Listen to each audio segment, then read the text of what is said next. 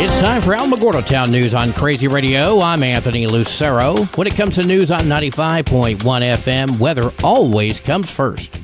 A strong storm system tracking across the Great Lakes and associated frontal boundaries will focus the threat for strong to severe thunderstorms across most of the eastern U.S. Forecast swaths of damaging winds, hail, heavy rain, and flash flooding, along with a few tornadoes, can be expected. Meanwhile, the relentless heat continues from the southwest into Texas, all the way to Florida. Closer to home? Well, the heat's going to decrease just a little bit. Scattered storm chances will remain. Typical summer monsoon thunderstorm impacts are expected, including areas of heavy rain and gusty winds. We'll have another look at the weather following this news.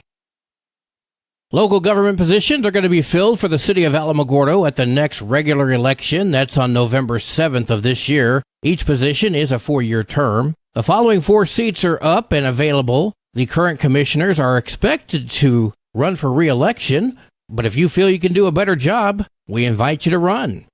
District 1, Nick Paul. District 3, Carl Melton. District 5, Sharon McDonald. And District 6, Dusty Wright. To declare candidacy for those positions, you must be a resident of New Mexico and reside in the district you're looking to run for. The Republican Party of Otero County Vice Chair Josh Beasley spoke with KALH about the election. Now is your chance to make a change. If you don't like the way our city, our county, our state, our nation is going, the only way to change it is to get up, get involved, be part of the solution. All declarations of candidacies must be filed in the office of the Otero County Clerk no later than August 29th. Between the hours of 9 to 5, all declarations of candidacy for write-in candidates shall be filed in the office of the county clerk no later than September 5th, between the hours of 9 to 5. The Alamogordo City Commission regular meeting is happening tonight. On the agenda, amend sections of the city charter to coincide with state statutes and the New Mexico Election Code. Declaring 313 New York Avenue to be so ruined, damaged, and dilapidated that it's a menace for public comfort, health, peace, or safety, and ordering its abatement. Property owners Douglas and Carla Kerr are requesting to be granted a special permit to allow family members to reside in an RV on their property. Remember when the guy bought the big house in the historic district in order to fix it up and house 4 families? The city said no, but I bet they let the Kerr property become a miniature trailer park. Personally, I think the Kerr should be allowed to park as many RVs that's going to fit, and the historic house should have been allowed to house 4 families. Why does the government get involved with someone and their personal property anyway? Always kind of bugged me. Anyway, after that, the city commissioners and mayor will adjourn into an executive closed session. The county commission regular meeting will be happening this Thursday at 9 a.m. They're going to look at the 2025 to 29 Infrastructure Capital Improvement Plan. There's a resolution in support of New Mexico State Representative Jennifer Jones and her request for the governor to deploy the New Mexico National Guard to the southern border. Is anyone willing to take bets that even if the letter gets signed and the request gets formally made, that MLG is not going to do a damn thing? A resolution finding that a structure at 25 Roadrunner Lane is a public nuisance requiring renovation by the owner or removal by Otero County. And approval to schedule and advertise a public hearing to consider Ordinance 23-02 to raise the county unrestricted gross receipts tax. The Tularosa Animal Control Shelter is advertising the owner surrender prices. If you have a dog, $25 will be charged to you. If you have a cat, it's $15. And if there's more than one dog or cat, it's an additional $5 per animal.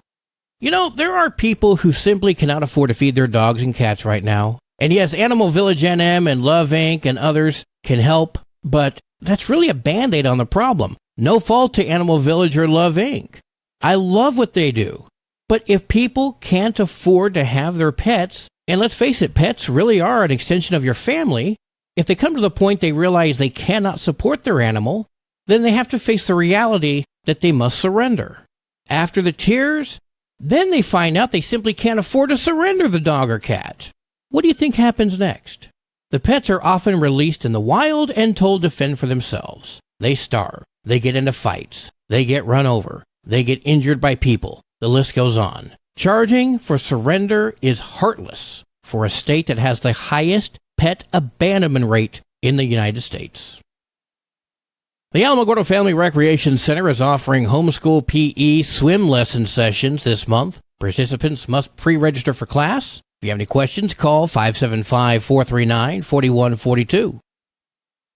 The Alamogordo Public Schools have posted bus schedules on their Facebook page. Check out the Alamogordo Public School Facebook page for details.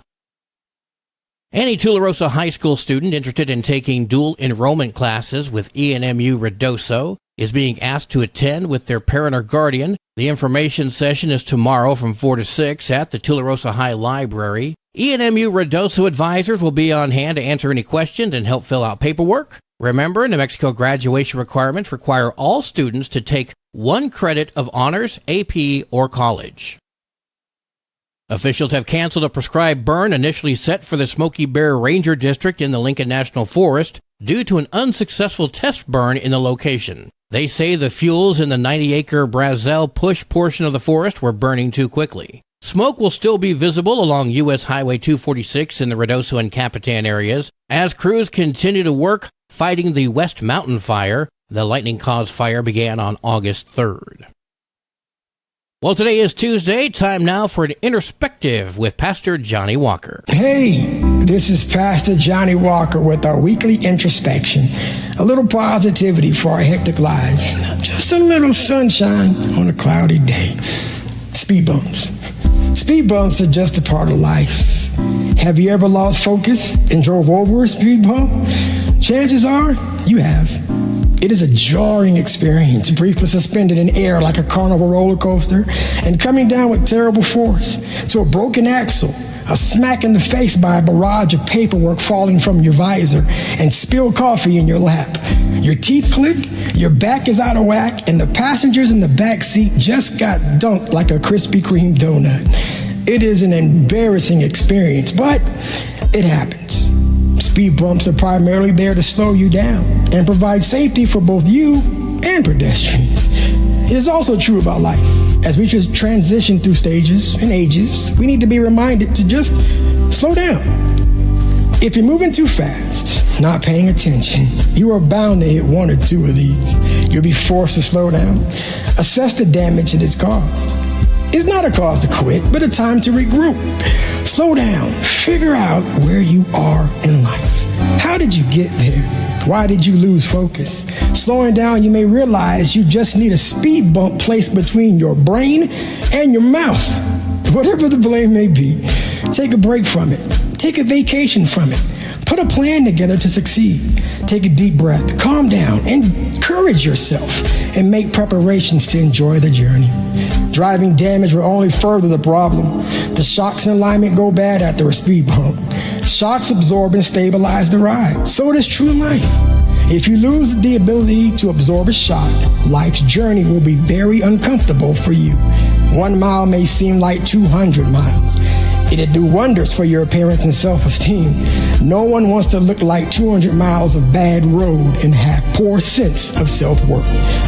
Look for life's positive moments. Find things to be thankful for. If you encounter a speed bump, don't quit. Just slow down. Take inventory, plan again, dream again, and make sure to enjoy the journey. Life is too short to be uncomfortable.